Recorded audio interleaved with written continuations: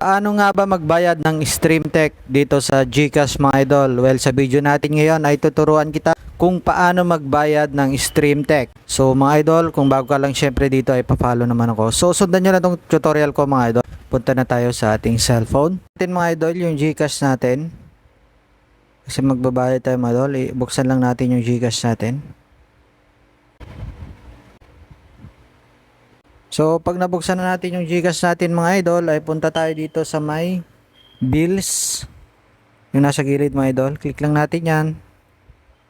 Pagkatapos mga idol, dito tayo sa cable and internet. Click po natin yan mga idol. Tapos dito sa search button mga idol, i-search natin yung StreamTech. Kung StreamTech yung gamit yung mga idol, ito yung tutorial na para sa inyo. O kahit ano pa dyan, meron naman dyan. So, dito mga idol, meron ditong yung amount, meron dito yung account number, account name, at saka yung email address lang mga idol. Lalagyan natin yan, tapos i-click natin tong next.